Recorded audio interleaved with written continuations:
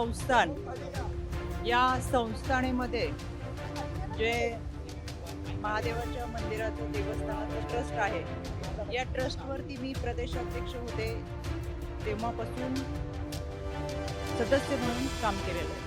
माझ्या समवेत समाजातील वेगवेगळ्या क्षेत्रातील अनेक प्रतिष्ठित नागरिक, अनेक मान्यवर या ट्रस्टवर होते आणि या ट्रस्टवर मी जेव्हा होते त्याच्यानंतर मी आयोगाचे अध्यक्ष झाले.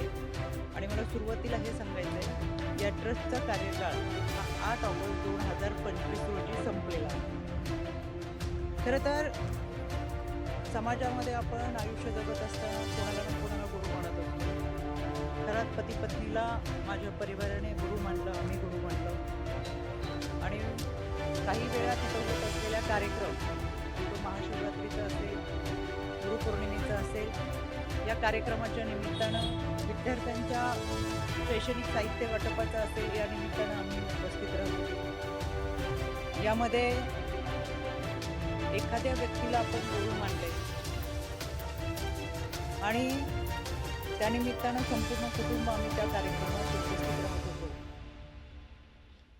माध्यमांमधून सातत्याने दाखवले जाणारे व्हिडिओ हे काही वर्षापूर्वीचे. गुरुपौर्णिमेच्या निमित्तानं अनेकांनी ती पाद्यपूजा केली, तशी मी माझ्या पतीने देखील ती पाद्यपूजा केली. 5-6 वर्षापूर्वी ज्यावेळेस आपण ज्या लोकांच्या संपर्कात असतो, ते 5-6 वर्षानंतर एखाद्याचं कृत्य, एखाद्याची वैयक्तिक वागणूक, त्याचं वैयक्तिक आयुष्य याच्याबाबत आपल्याला कोणतीही सुतराम कल्पना नसते. आज आपण ज्यांच्याबरोबर आहोत, जे आपल्याबरोबर आहेत, ते उद्या पुढे जाऊन कसं वागणार आहे ही कल्पना आपल्या कोणाला नसते. त्याच्यामुळं मी ही घटना समजली त्यावेळेस मला तो धक्का बसला.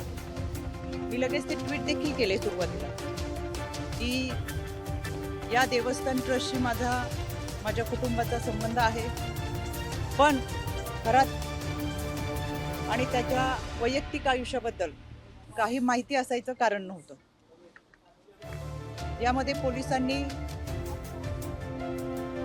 खोलवर निष्पक्षपणे तपास करावा हे मी परवाच सांगितलेलं आहे. त्याच्यासाठी आज मी पोलीस महासंचालक यांची भेट घेतली. त्यांना देखील या तपासाबाबतचं पत्र दिलंय, जे मी तुम्हाला माध्यमातून सुद्धा दिलंय. त्यानंतर मी राज्याचे मुख्यमंत्री आदरणीय देवेंद्रजी फडणवीस साहेब यांची भेट घेतली, त्यांनाही ते पत्र दिले, ते मी तुम्हाला माध्यमातून दिलेले आहे.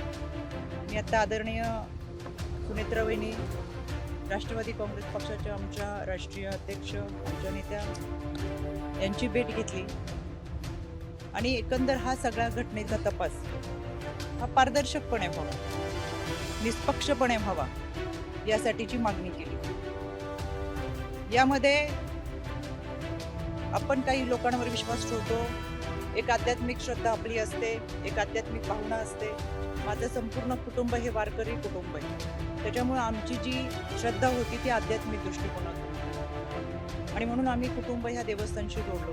पण त्याची दुसरी जी बाजू आहे ती कधी आमच्या समोर आली नाही, काही माहीत असायचं कारण नाही.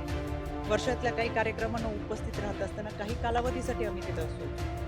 त्याच्यामुळे जे काही घडलंय ते अत्यंत चुकीचं आहे, अतिशय घाणेरडं कृत्य आहे. त्याचं कुठेही आम्ही समर्थन करणार नाही. पोलिसांनी त्याचा सखोल तपास करावा, आरोपीवर कठोर कारवाई करावी ही मागणी आम्ही महासंचालक असेल, आदरणीय वहिनी असतील, आदरणीय देवेंद्रजी फडणवीस असतील यांच्याकडे केलेली आहे. यामध्ये 2 गोष्टी मला प्रकर्षाने सांगायच्या आहेत. काल कोणी एक पत्रकार, खबरदार पुढारी यांनी त्यांच्या वर्तमानपत्रात एक बातमी दिली होती 19/3/2025 ला. ही बातमी आमच्या समुपदेशकांकडे आली. समुपदेशक त्या विभागामध्ये काम करतात, विभागीय समुपदेशक असतात. त्यांनी ही बातमी, त्यानंतर समुपदेशकाने त्यांना हे पत्र पाठवलेले 8 तारखेला. आमच्या प्रकल्प अधिकाऱ्याने हे पत्र पाठवून त्या पत्रामध्ये स्पष्ट दिलंय की आपल्या पेपरमध्ये जी बातमी आली त्याच्यामध्ये बातमीमध्ये काही मोठ्या स्वरूपात छापलेली आहे, तर या प्रकरणामध्ये आपल्याकडे काही माहिती असेल तर सविस्तर आयोगाला कळवावी. दुसरं पत्र आहे पोलीस अधीक्षकांना की तुम्ही तुमच्याकडे जी काही माहिती असेल ती माहिती या अत्याचाराच्या संदर्भात असेल किंवा काही असेल तर आपण पोलीस स्तरावरती कारवाई करावी, भूमिका घ्यावी, जे काय असेल. त्यापूर्वी माझ्या ऑफिसमधून संबंधित पत्रकाराला फोन गेला होता की तुमच्याकडे अशी काही तक्रार असेल, अशी काही माहिती असेल तर तुम्ही पोलिसांकडे जाऊन तक्रार दाखल करा. यानंतर तिथं स्थानिक पोलिसांनी सांगितलं की कोणतीही माहिती नाही, कोणत्या महिलेची तक्रार नाही. बऱ्याच वेळा चुकीच्या बातम्या ह्या छापल्या जातात आणि म्हणून त्यांनी आयोगाला ते पत्र पाठवले की आमच्याकडे कोणतीही माहिती नाही, जी काही बातमी मी दिली ती मोगम स्वरूपात दिलेली आहे, आमच्याकडे कोणतेही पुरावे नाहीत. 2 दिवसापासून ज्या चुकीच्या बातम्या चाललेत त्याचा मी तीव्र निषेध करते. दुसरी गोष्ट, माझ्याकडे 5 तारखेला एका मुलीचा मेल आला. याच्यावरती नाव दिसेल म्हणून मी फक्त तुम्हाला लांबून हे दाखवते. या संबंधित मेलमध्ये त्या मुलीने कराडच्या ऑफिसमध्ये पूर्वी काम करणाऱ्या एका माणसाच्या संदर्भात तक्रार होती. कराडचा यामध्ये कुठेही उल्लेख नव्हता. तातडीने त्याच दिवशी आमचं पत्र हे पोलिसांना गेलेलं आहे. मी स्वतः ॲडिशनल DG यांना ते पाठवलं आणि पोलिसांना आम्ही ते पत्र पाठवून जे कोणी असेल त्याच्यावरती तपास करावा असं सांगितलं. त्याची हेअरिंग सुद्धा हे पोलिसांचं पत्र.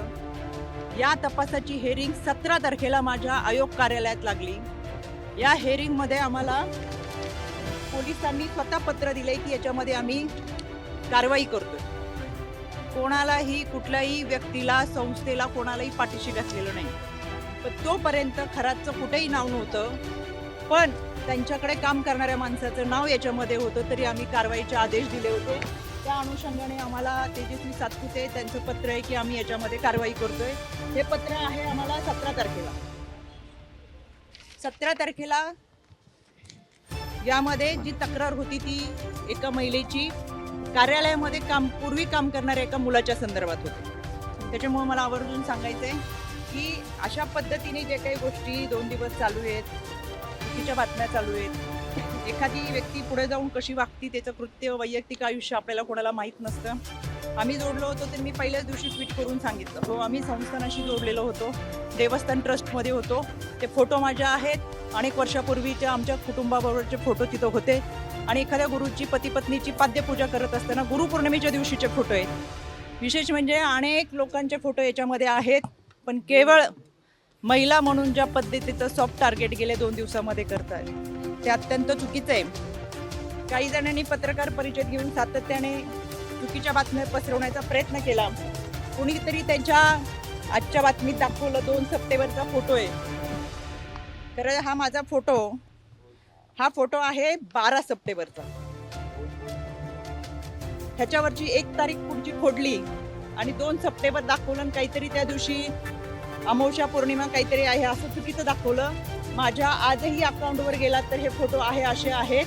ते 2 सप्टेंबरचे नाहीत, ते 12 सप्टेंबरचे. दुसरी गोष्ट, 2 सप्टेंबरला आदरणीय अजितदादांच्या दौऱ्यात आम्ही होतो. हा माझा 2 सप्टेंबरचा फोटो आहे. 2 सप्टेंबरला हा फोटो झाल्यानंतर कुठेही माझ्या हाताला जखम नाही. हा 3 सप्टेंबर 4 सप्टेंबरचा फोटो आहे. माझ्या या भागामध्ये अधिकाऱ्यांच्या समवेत रस्त्याची पाहणी, कुठेही हाताला जखम नाही. हा 4 सप्टेंबरचा आहे. आणि हा 5 सप्टेंबरचा फोटो आहे. कुठेही हाताला जखम नाही. कुठला दिवस होता, काय होता, विधी तो माहीत नाही. आणि हा 6 सप्टेंबरचा आहे. कोणतीही हाताला जखम नाही. कायद्याच्या चौकटीतून ह्या सगळ्यांना आम्ही नोटिसा पाठवू.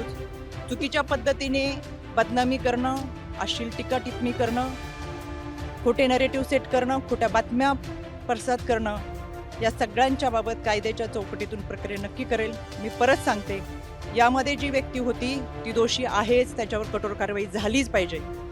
आपल्याला कोणत्याही व्यक्तीच्या वैयक्तिक आयुष्याबद्दल काही माहिती असायचं कारण नाही. आणि आज आपण ज्यांच्याबरोबर आहे ते पुढे जाऊन 4 वर्षांनी 5 वर्षांनी काय करणार आहेत हे याची कल्पना आपल्याला नसते. त्याच्यामुळे या व्यक्तीवर कठोर कारवाई व्हावीच ही मागणी मी आज केलेली आहे. आणि या सगळ्या गोष्टींचा निष्पक्षपणे तपास व्हावा.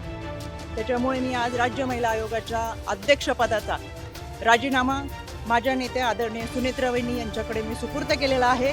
याबाबतचा जो काही निर्णय असेल तो आदरणीय वहिनी घेतील. आपल्याशी बोलण्यासाठी मी सविस्तर पुराव्यासहित पत्रकार परिषद घेतली. धन्यवाद.